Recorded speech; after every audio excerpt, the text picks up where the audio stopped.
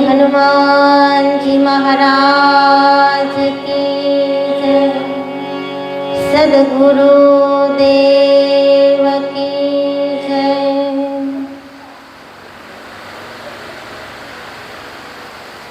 सद्गुरु महाराजना श्री चरणों में वंदन करी आजनी आ सत्संग सभा में हनुमानजी महाराजना जे गुण छे एना विषे चर्चा करता करता तुलसीदास जी महाराज एम लखे छे, राम दूत अतुलित बलधामा, अंजनी पुत्र पवन सुत नामा। हनुमानजी महाराज एमा अंजनीना पुत्र छे अने पवन सुत एवं एनु नाम छे। आ चौपाई एकदम सरल छे, समझाई जाय एवी छे कि मां अंजनीना ए पुत्र छे अने पवन सुत एनु नाम छे।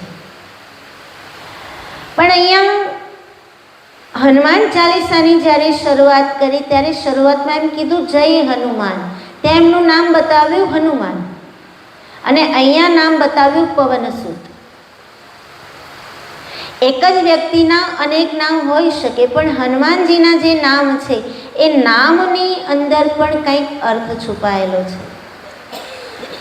सौथी पहेला हनुमानजी महाराजनी ओळख एम आपी के जेणे पोताना मानने हणी नाख्युं छे, जे साव निर्भिमानी छे, एनामां अभिमान नथी, એટલે એનું નામ છે હનુમાન। અને પછી એમ કીધું માં અંજનીના પુત્ર છે। માનો લાલ એ જ થઈ શકે જે પોતાના માનને હણીને ચાલે। આપણે ત્યાં સામાન્ય રીતે સાંસારિક દ્રષ્ટિએ, લૌકિક દ્રષ્ટિએ કોઈ પણ બાળક એના પિતાના નામથી ઓળખાય। આપણે એમ કહીએ ને કે ફલાણા ભાઈનો દીકરો अथवा फलाणा भाईनी दीकरी। माना नामथी पुत्र के पुत्री ओळखाय एवुं बहु आम तो होय ज नहीं, पण होय तोय बहु ओछुं होय। पण हनुमानजी महाराज मां अंजनीना नामथी ओळखाया। तो हवे जेणे पोताना मानने हणी नाख्युं छे अने जे रामदूत बन्या छे, राम कार्य करवा माटे जेनो जन्म थयो छे एवा पुत्रने जन्म आपनार एमां अंजना केवा महान हशे। एक विचारवा जेवी वात छे ने के जेना माटे भगवान राम स्वयं एम कहे के हे कपिराज तमे तो मने ऋणी बनावी दीधो। भगवान राम ने जे ऋणी बनावी शके ए हनुमान अने ए हनुमान ने जे जन्म आपे एमां अंजनी केटला महान हशे। ए धन्य छे ए पुत्र जे पोताना माना नामथी ओळखाय छे। मां अंजनी हनुमानजी महाराज ने जन्म आपे अने इतिहासकारो एम कहे छे, शास्त्रकारो एम कहे छे कि मां अंजनी ने हनुमानजी महाराज मात्र एक ज वार पयपान कर्युं छे, एटले के एनुं दूध पीधुं छे अने ए एक ज वार दूध पीधुं ने तरत ज सूर्य ने फळ समजी अने आकाशमां उड़ान भरी अने सूर्य ने ग्रही गया, एटले गળી गया हता। तो एनी ताकात केवड़ी मां अंजनीनी। राम रावण युद्ध थयुं एमां रावणनो वध करी अने पुष्पक विमान में बेसीने अयोध्या तरफ पाछा फरता था ज्यारे भगवान, त्यारे पुष्पक विमान में हनुमानजी पण साथे हता अने पाछा जता हता त्यारे हनुमानजी महाराजे भगवान राम ने एवी प्रार्थना करी कि प्रभु मार्ग में मारी मां अंजनी आवे छे तो जो आपनी आज्ञा होय तो आप मारी मां अंजनी ने दर्शन आपो। अरे हनुमानजी महाराज भगवान राम ने आज्ञा ले छे, भगवान राम हाँ पाड़े छे अने पुष्पक विमान त्या मां अंजनीना महल पासे उतरे અને ભગવાન રામ, ભૈયા લખન, માં સીતા ત્યાં જાય છે માં અંજની પાસે. તો માં અંજની ભગવાન રામનું સ્વાગત કરે, પૂજન કરે, જલપાન કરાવે, ફલાહાર કરાવે. પછી વાતો કરતા કરતા માં અંજની ભગવાન રામને કુશળ પૂછે છે.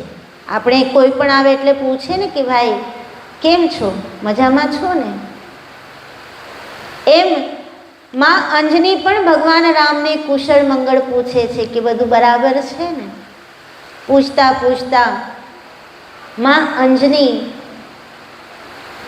ભગવાન રામને હનુમાનજી વિશે વાત કરતા કરતા ક્રોધ કરવા લાગ્યા કે આ તો જન્મતા વેત એક જ વખત મારો હનુમાન મારું દૂધ પીધું છે એટલે તમારે લંકા સુધી ધક્કો થયો, ને તો આ હનુમાનમાં એટલી તાકાત છે કે તમને લંકા સુધી જવું જ ન પડત. માં સીતાને તો એ પોતે લઈ આવત. એના વખાણ પણ કરવા લાગ્યા. હનુમાનજી ઉપર થોડું ખીજાયા પણ ભાઈ લક્ષ્મણ છે ને એ બહુ તર્ક કરે, એને આ વાત ગમી નહીં કે આટલા બધા વખાણ કરે અને આટલી બધી બડાઈ કે એ તો એક જ વખત ધાવ્યો એટલે, નહીં તો માં સીતાને એ પોતે લઈ આવત, તમારે ધક્કો જ ન થાત. આટલી બધી પ્રશંસા પોતે ને પોતે પોતાની કરે. આમ મનમાં ને મનમાં ભૈયા લક્ષ્મણ વિચારે છે માં અંજનાનું કે આ કંઈક વધારીને બોલે છે. લોકો ને પોતાના વખાણ કરતા હોય તો થોડુંક વધારીને બોલે કે અમે તો આમ છે, અમે તો આમ છે. એમ ભૈયા લક્ષ્મણને પણ એમ વિચાર આવે કે માં અંજના ખોટે ખોટા પોતાના વખાણ કરે છે, વધારીને બોલે છે, બાકી આવું તે કાંઈ હોતું હશે.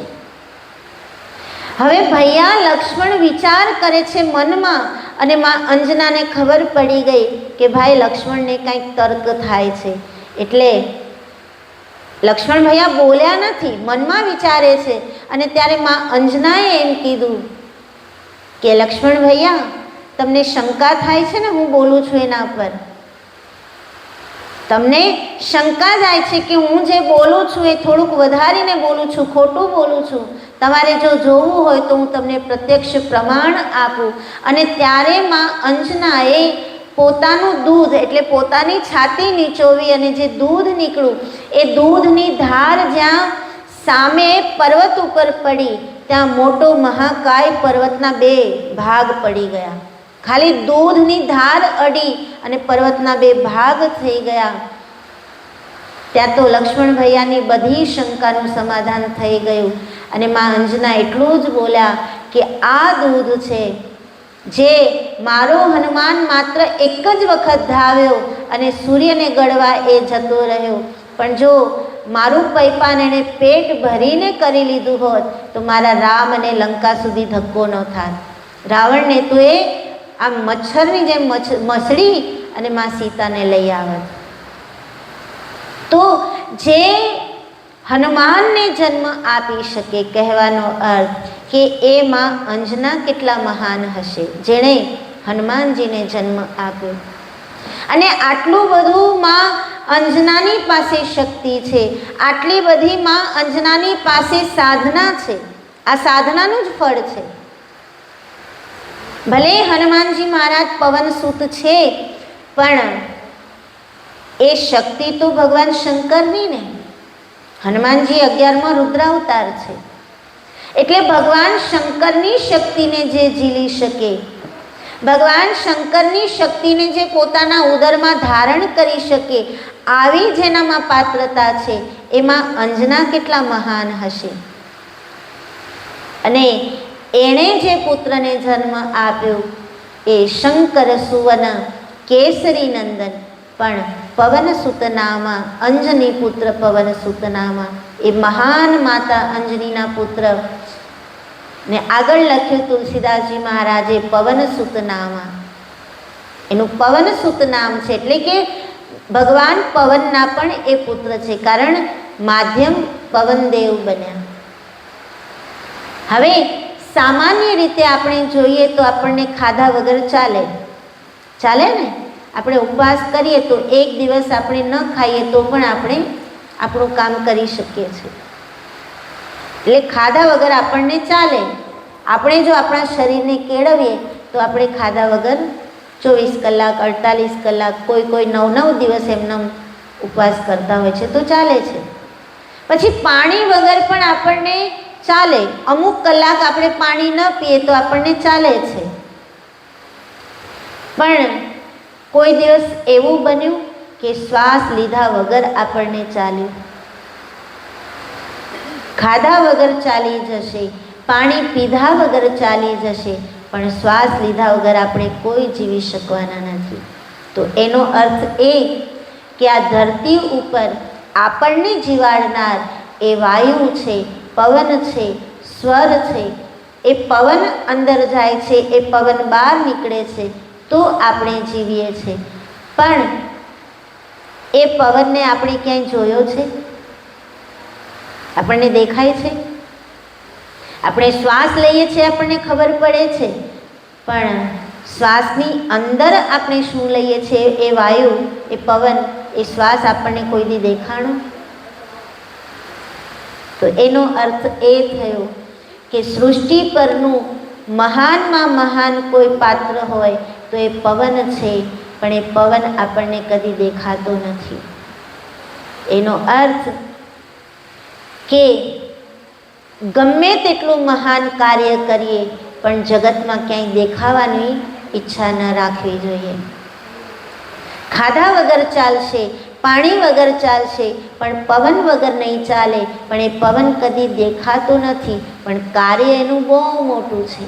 આખી સૃષ્ટિને જે જીવાડે છે એ પવનદેવ ક્યાંય દેખાતા નથી. અને એના પુત્ર છે હનુમાનજી, જે કરે છે બધું પણ ક્યાંય દેખાતા નથી. ક્યાંય એ પોતાની બડાઈ કરતા નથી, પોતાની પ્રશંસા કરતા નથી. એવા પવનના પુત્ર છે એટલે પવન સુત નામા. જેની માતા આવી મહાન હોય, જેના પિતા આવા મહાન હોય, એનો પુત્રના માટે તો એમ જ કહેવું પડે, જય હનુમાન. પવનદેવ દેખાતા નથી પણ કાર્ય એનું બહુ મોટું છે. એમ હનુમાનજી પણ ક્યાંય દેખાતા નથી પણ કાર્ય એટલું બધું મોટું છે કે ભગવાન રામને પણ કહેવું પડે કે અંજની માની જેણે કુખ ઉજાડી, નીત રખોપા રાખ્યા, જગતમાં એક જ જન્મ્યો રે, જેને રામને ઋણી રાખ્યા. ભગવાન રામને પણ જે ઋણી બનાવી શકે એ હનુમાનજી મહારાજ છે. તો માં અંજનીના એ પુત્ર છે, પવનસુત એનું નામ છે. પણ માતા અને પિતાના સંસ્કારો એવા મળ્યા છે કે હનુમાનજી મહારાજ નાનપણથી જ જય હનુમાન બની ગયા છે. પોતાના માનને હણી નાખ્યું છે. રામને પણ ઋણી બનાવી શકે એવી તાકાત ધરાવે છે, છતાં પોતે નિરઅભિમાની છે. પોતે ક્યાંય અહંકાર કરતા નથી. નહીં તો એક જ કૂદકો મારીને 400 ગાંવનો સમુદ્ર ઓળંગી ગયા. માં સીતાજીની શોધ લાવી અને ભગવાન રામ અને માં સીતાજીની નિશાની પણ આપી દીધી. પણ ક્યાંય હનુમાનજી મહારાજે રામાયણમાં એમ નથી લખ્યું કે પોતાના મોઢે પોતાના વખાણ કર્યા હોય. આપણે કરીએ નાનકડું કામ પણ આખા ગામમાં ગાતા ફરીએ કે મેં તો આમ કર્યું, મેં તો આમ કર્યું, મેં તો આમ કર્યું. અને એમાંય જો આપણા વખાણ કરવાવાળા આપણી બાજુમાં ચડી જાય તો આપણે એવા ફૂલાઈને ફરીએ, એવા ફૂલાઈને ફરીએ કે પછી એનો કોઈ જ આમ પાર નથી. પણ હનુમાનજી મહારાજનું ચરિત્ર આપણને બતાવે છે કે કરીએ બધું પણ ક્યાંય દેખાવાનો શોખ રાખીએ નહીં. અને જો પોતાનું માન છોડી, માન અપમાનની અપેક્ષા છોડીને કાર્ય કરવામાં આવે તો ભગવાન રામની કૃપા થાય. અને રામની કૃપા થાય તો એ સામાન્ય વ્યક્તિ પણ દેવ બનીને પૂજાઈ જાય છે. નહીં તો હનુમાનજી તો વાંદરો છે, વાંદરાની કોઈ પૂજા કરે? એ તો કદાચ ભૂલો પડીને આપણા છાપરે ચડ્યો હોય ને તો આપણે લાકડી લઈને દોડીએ અને ભગાડીએ કે આ તો વાંદરો છે, હમણાં તહેસ નહેસ કરી નાખશે. પણ હનુમાનજી મહારાજ પાસે આપણે દીવોય કરશું, એને ફૂલે ચડાવશું, એને પગે લાગશું, એને તેલ ચડાવશું, એને સિંદૂર ચડાવશું, કારણ કે આપણા પૂજ્ય છે. શું કામ? કે કર્યું ઘણું બધું, પણ ક્યાંય પોતાની જાતને એણે એવી રીતે નથી રજૂ કરી કે હું આટલું બધું કરું છું. એણે તો હંમેશા એમ જ કીધું, રામ દૂત મેં માँ તું જાનકી, મેં રામ કા દૂત હું. રામ કાર્ય કરવું એ જ મારા જન્મનો ઉદ્દેશ છે. તો આ હનુમાન ચાલીસા આપણને એ સંદેશ આપે છે કે જીવનમાં જે પણ કાર્ય કરવા મળે પ્રભુ કૃપાથી કરવું, પણ એ યાદ રાખવું કે તાકાત આપણા માતા પિતાના સંસ્કારોની છે, એ તાકાત પ્રભુની કૃપાની છે.